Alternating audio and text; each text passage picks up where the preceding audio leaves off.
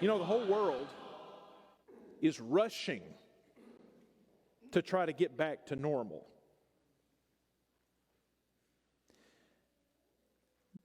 But you know, before we rush back to what we think normal is, I think we would do ourselves a great favor to ask the question, what parts of normal are worth rushing back to? Yes, sir. Yes, sir. I think our culture seems to want a sense of normalcy, and rightfully so. And yet, many of us realize that if we go back to the way it was, we'll be just as sick in our spirits now as we were then. One of the things that the pandemic, I think, has highlighted, especially at the beginning of it, when we were forced to go into isolation and social distancing, is many of us came to the stark realization that we had filled our lives with a lot of unnecessary things that had the result of choking the life out of us. And I think really the pandemic has, in some ways, served as a wake-up call. In fact, in many of ways, it served as a wake-up call, not the least of which to do some analysis of the things we fill our lives with and say, what things really are the things I should be spending my energy, time, and resources on? So I want us to look this morning at several passages in the Old Testament book of Proverbs, which offers us some tremendous wisdom for living life well. So as we emerge out of and into whatever this new normal will be, we need wisdom from God to be able to sort out the things that would actually be the most helpful, the most healthy, and the most beneficial as we think about experiencing a renewal of spirit. You know, it's ironic, isn't it, that oftentimes the things in your life and in mine that are the most easily neglected are actually the things that we need the most. Things like your inner health, the wellness of who you are on the inside is easily put on the back burner. And you don't even notice that it's doing you all that much harm to neglect it until the weight of life becomes so heavy that you experience an implosion of yourself. I want to encourage us this morning with a message to say that as we think about a time of renewal, the thing that you and I need to focus on the most is the health of our inner selves, the health of our spirits. Because nothing is more important than maintaining your spirit, the essence of who you are. In fact, the book of Proverbs will show that to us in chapter 18 and verse 14, in this verse that says, the human spirit who can bear a crushed spirit? Now notice what this passage is saying. It's saying to you and me that, you know what? You can have a sick body, a body that is crushed. But if you got a strong spirit, you can endure. How many people have you known that have had physical maladies that continue to press on because they had such a strong inner self that they were able to make the best of even the most challenging of situations and circumstances because they had a strong inner spirit? But I'll tell you what, you can have the strongest body on the face of the earth, but if your spirit is crushed, your body cannot hold it up. How many people have you known that looked like they were a model of physical health, but inside they were crushed in their spirit and they couldn't take another step? They couldn't go on. So I think what this verse should emphasize for you and me is the necessity and the priority that we must place upon maintaining the health of our inner selves, of our spirits. We need our spirits renewed in order for us to move into a time of renewal. In fact, neglecting the inner life will set you up for a sinkhole-like collapse. Several years ago, I read a book called Ordering Your Private World. And in the first chapter, there was a chapter called The Sinkhole Syndrome. And in that chapter, the author says, you know, what happens a lot of times in life is that it is so easy for us to give our focus to the things in life that cry out for our immediate attention. You know, the things that will not stay silent. You know, all of the demands that are placed upon life, that you've got to get this done and this done and this done. And the things that are so easily neglected are things like the health of your marriage, the health of your spirit, the pouring into your family. Those things get put on the back burner while you rush to the things that are the urgent, while we neglect the important. And he says in the book, if you do that long enough, it's like a sinkhole. You know, a sinkhole, on the surface, you don't know for a long time that it's even there. But secretly, time after time, year after year, there is a slow erosion taking place beneath the surface. And you think that all is well on top. Your life is ordered. But if you neglect the inner self, that slow erosion eventually, when life gets hard and you get stressed out or you experience a crisis of life, the weight on the surface cannot bear any longer because there's nothing underneath to support it, and you experience a collapse of self. We call this by different names. We call it quarter-life crisis, midlife crisis. We call it all kinds of things, but it's when the inner self has been neglected that it can no longer bear the weight of the demands of life. This is what Jesus is saying in the end of the Sermon on the Mount. Why you should build your life on things of substance. Build your life on me and my teaching. And if you do, even when the storms come, you have built your life on a solid foundation, and it will withhold against the storms. But if you neglect the inner life and build your life, the important things on sand, when the storms come, the house will collapse, and great was the fall thereof. So, the proverb writer is telling us you can have a strong body, but a strong body cannot hold a crushed spirit. You say, well, what are the things that crush our spirits? What are the things that really take a toll on the inner self? Sometimes we think that happiness is dependent upon our external circumstances, that the things around us really determine whether we're happy or not. But you know what? The Bible would push against that. And it would say really the essence of true inner peace, tranquility, and contentment and happiness is not based upon the situations around you. Rather, it is based upon how you handle the situations around you by your inner self. I mean, for example, Paul writes so many letters to Christians that are struggling through tremendous external stress and external circumstances that are horrific. But oftentimes he'll write, like to the Ephesian church in the book of Ephesus, he won't write and he won't even address the external circumstances. He'll say, I'm praying for you that you'll be strengthened in your inner self. Why? Because no matter how bad things are on the outside, if you have a strong inner self, you can endure. But if you neglect the inner self, if your inner self and inner spirit is not renewed, it cannot withhold against the times of challenge. So a crushed spirit is something we need to be very aware of. We need to maintain the inner self and not have a spirit that is crushed. But you know what? All of us go through times where we feel like our spirit is crushed. And you say, why is it? I don't know about you, but I look at my life and there are days when I just don't feel exactly myself. And I can't even really figure out why.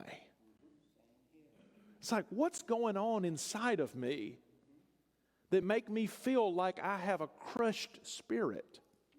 We see God made you and me as complex human beings, as complex creatures. And there are many different components that make us up. And there are many different causes that can result in a crushed spirit. I want to share with you something now that I heard from a sermon from Tim Keller, where he's got this tremendous sermon where he talks about a wounded spirit. And he walks through many of these proverbs I'm going to share with you now that says the Bible is not reductionistic. The Bible is not overly simplistic when it comes to the causes that can cause your inner self to be crushed. The Bible is completely a holistic viewpoint of the different ways in which your spirit can be crushed. There are many different possible causes. First of all, there is a physical aspect to us. If you're experiencing a crushed spirit, there could be a physical component.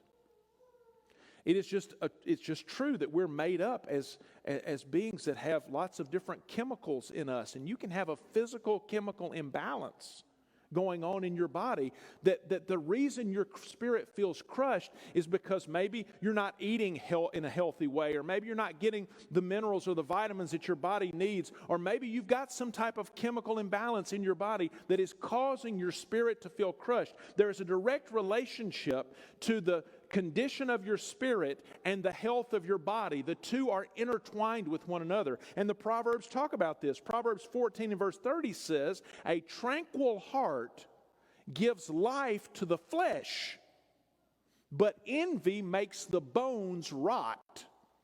Now look at what this passage is saying. It is identifying the fact that there is a direct connection between your physical body and the condition of your spirit. So oftentimes, if we're not getting the kind of exercise we should get, it can, or taking care of our bodies physically, it can impact the way that our spirit feels. You see, look at that. A tranquil heart, a heart that is peaceful, you're at a good place in your spirit, can actually give life to your physical body, your flesh. But something like envy can make the bones rot. So one of the causes of a crushed spirit is there's a physical aspect. Secondly, there's an emotional or relational aspect. When you are feeling down, discouraged, discontented, sometimes what we need is somebody on the outside coming into our life and speaking a word of encouragement. I don't know about you, but there have been times in my life where I felt discouraged, I felt down, and somebody out of the blue came into my life and spoke an outside word of encouragement into me, and it completely changed the direction of my spiritual condition. Completely changed the direction of my heart's focus, because somebody came in and spoke an outside word. So there's an emotional component, a relational aspect to feeling a crushed spirit. Proverbs 12 and verse 25 says, "Anxiety weighs down the heart, but a kind word cheers it up." This passage is saying to us that sometimes I need somebody coming along, a friend or a counselor, that can come in and speak words of clarity into my life when I'm in an emotional fog and feeling crushed in spirit. Thirdly, there is a moral aspect to feeling a crushed spirit. There are some individuals that may feel in a place of great depression or being downcast in their spirit, and it's not because there's anything necessarily physical going on. There's not the emotional, relational aspect that's at play, but rather there's a moral aspect. Sometimes I'm wrestling with my own guilt because I'm living in a way I know I shouldn't live. And it's having an impact on the condition of my spirit. Sometimes it's not even necessarily something sinful or wrong. Sometimes it can just be this sense of failure, that I'm not the person that I wanted to be. My life is not panning out the way that I wanted it to. I'm not as successful as I think that I ought to be. And there's some measurement that I'm going by that is crushing my spirit because I feel like I'm not the person that I wanted to be or that I should be. There is a moral aspect to it as well. Proverbs 28:1 says, "The wicked flee though no one pursues, but the righteous are as bold as a lion." Now what this proverb is saying is that whenever you have a sense of guilt looming over you, you will run even when nobody is after you.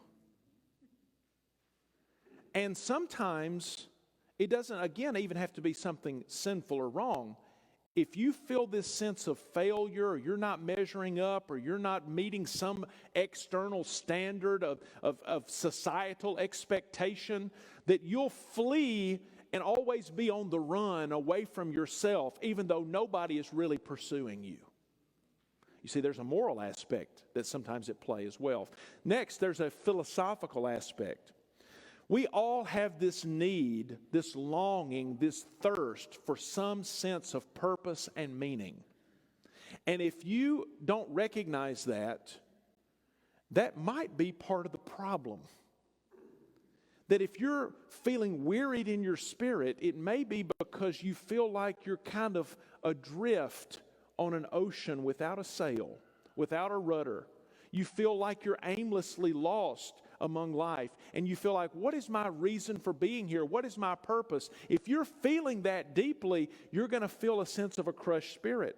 Proverbs 14:13 says, "Even in laughter, the heart may ache, and the end of joy may be grief." See, even in laughter, there can be times whenever everything is going great in life. Have you ever experienced this? There have been times in my life where I look around and I say, you know what? My marriage is great. My family's great. The job is great. Everything around me is great. But for some reason, I just feel depressed. I feel crushed.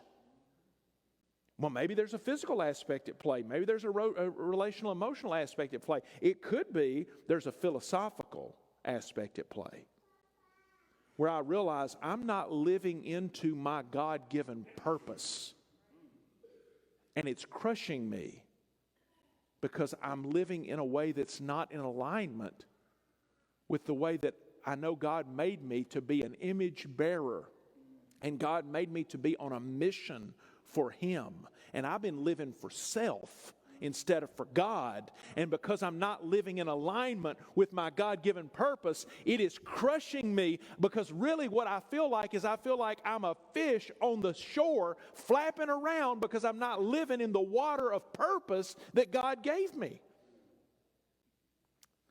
Sometimes there's also a faith aspect when we have a crushed spirit. A faith aspect. All of us deep down have core commitments that make up our convictions of who we are as people. You see, in the Bible, the word heart isn't just talking about your emotions. It's talking about the inner self, and often has to do with the core convictions that you live by as a person.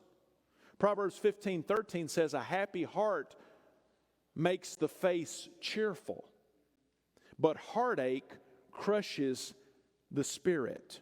You see, whenever your heart, your sense of purpose, your sense of meaning, whenever your heart is in alignment and you feel like you're living into your purpose, it is that happy heart that'll make the face cheerful. Have you ever seen somebody that walks around and it just seems like they beam from the inside out? I guarantee you many times somebody that is living like that, they have a sense of peace and stability and confidence in life. They are living into their purpose. There is great joy to be found in that. But if you're not living into your purpose, that heartache will crush the spirit. So the question that you and I have to wrestle with is, where is my heart really? Where am I putting the weight of my heart?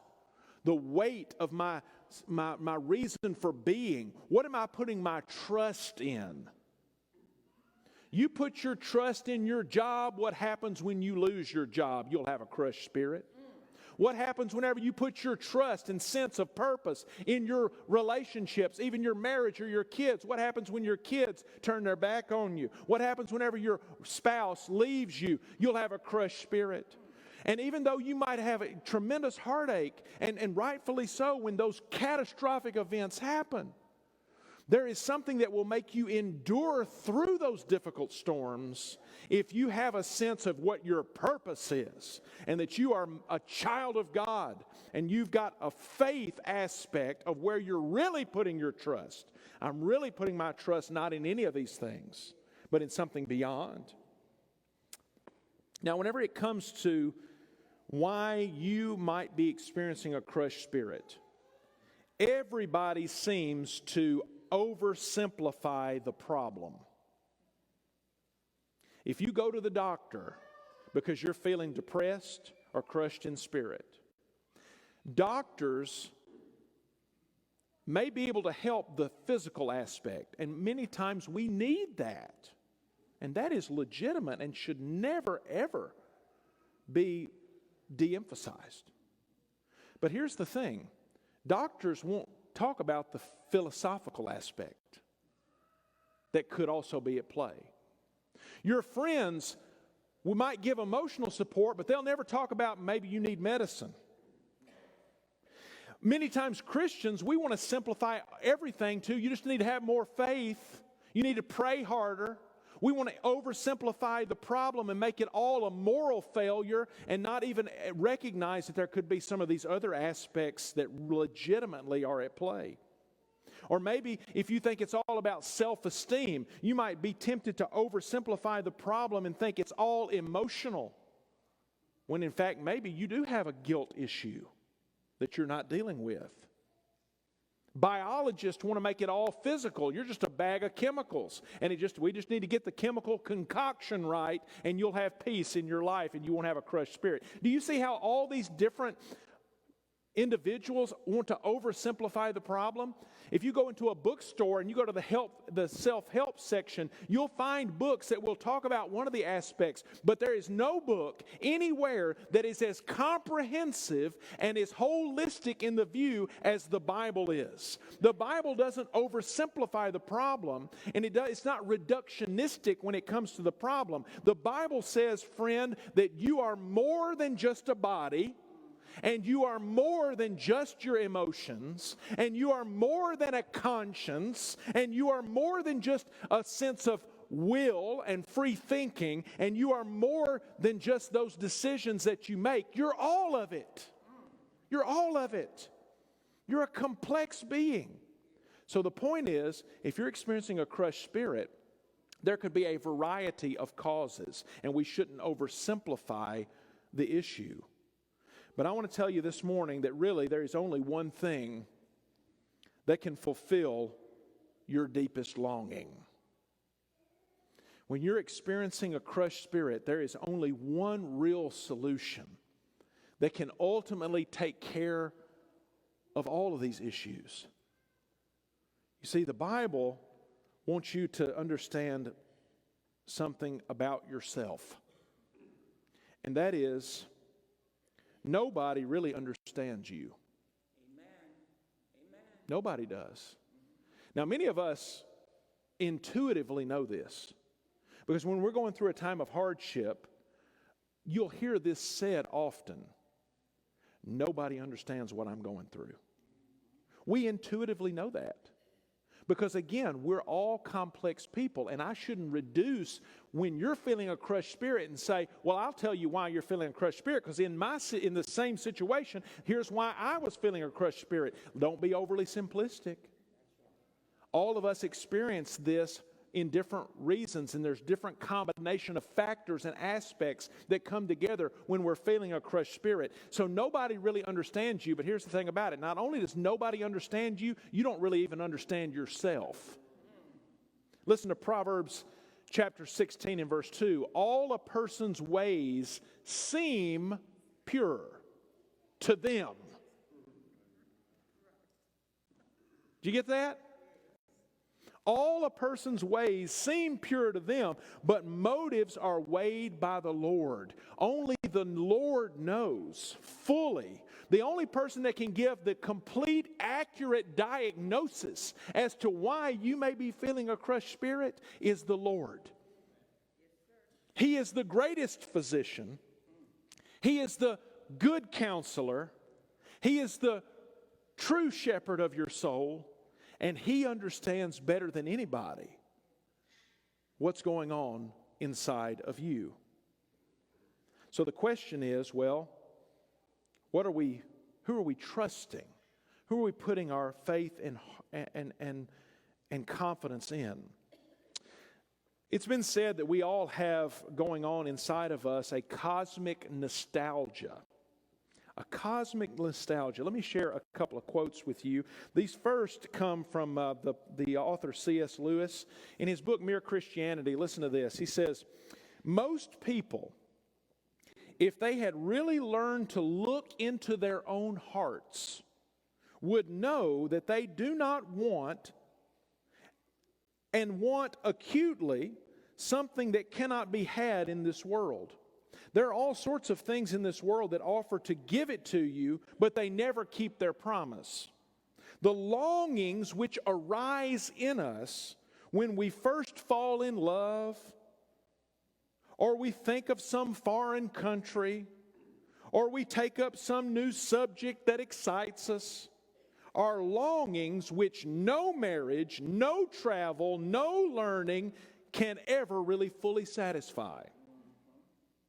I am not now speaking of what would be ordinarily called unsuccessful marriages or holidays or learned careers. I'm speaking of the best possible ones. There is something that we are grasping at in that first moment of longing which just fades away in the reality. He goes on to say in another place, apparently then, our lifelong nostalgia, our longing to be reunited with something in the universe from which we now feel cut off, to be on the inside of some door which we have always seen from the outside, is no mere neurotic fantasy, but the truest index of our real situation. Now, what Lewis is saying is that deep inside of you and me, we have a cosmic nostalgia. We have a longing because all of us remember something that we never actually have had. We remember. There's like this memory, this haunting memory of something somewhere that did fully satisfy every longing of my heart. And I seem to faintly remember it, but I know I've never had it.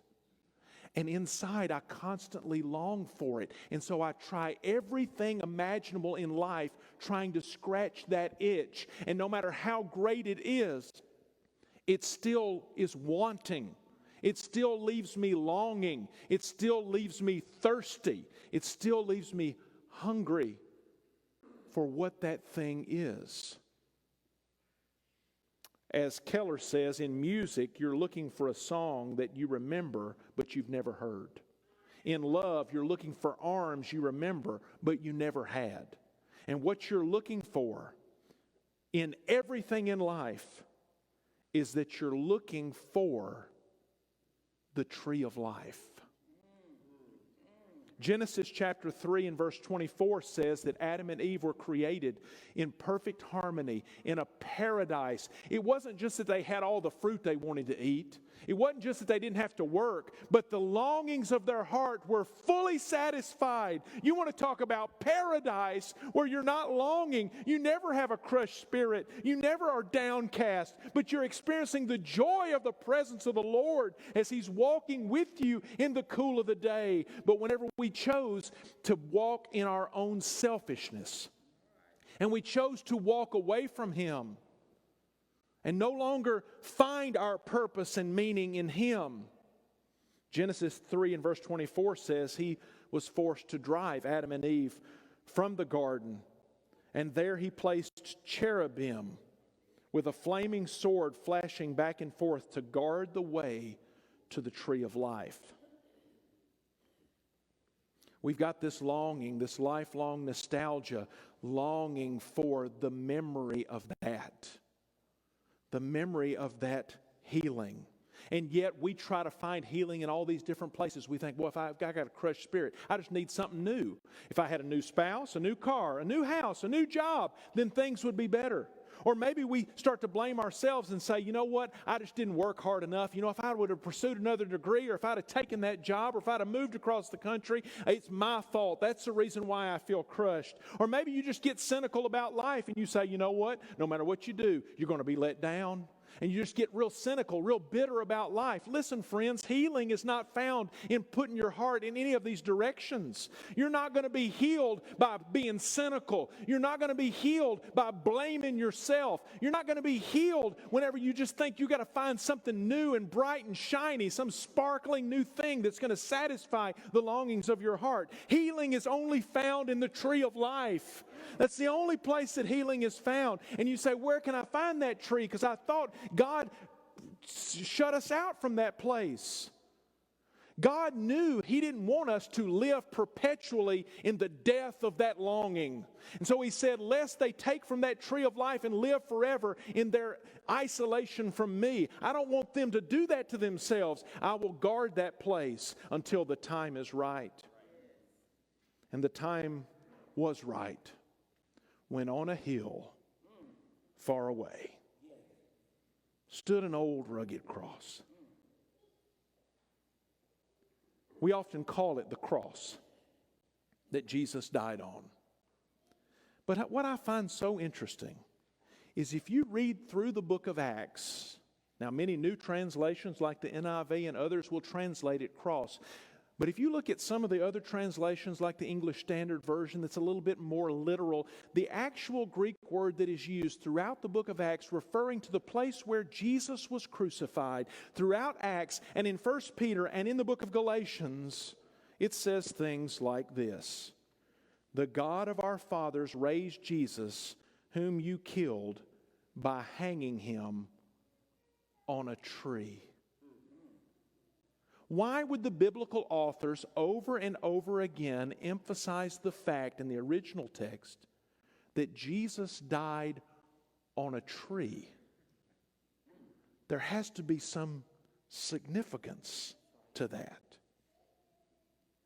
Well, Jesus went and was hung on a tree of death. Jesus was crushed. I didn't even know this morning that at communion Greg was going to read from Isaiah 53, but did you hear the word that Jesus was crushed for our iniquities? It was on the tree of death, on the cross, that Jesus was crushed on the cross, so that our spirits, yours and mine, could experience healing by finding a tree of life. The cross was a tree of death for Him because Jesus knew what had been said long ago to the first man and first woman.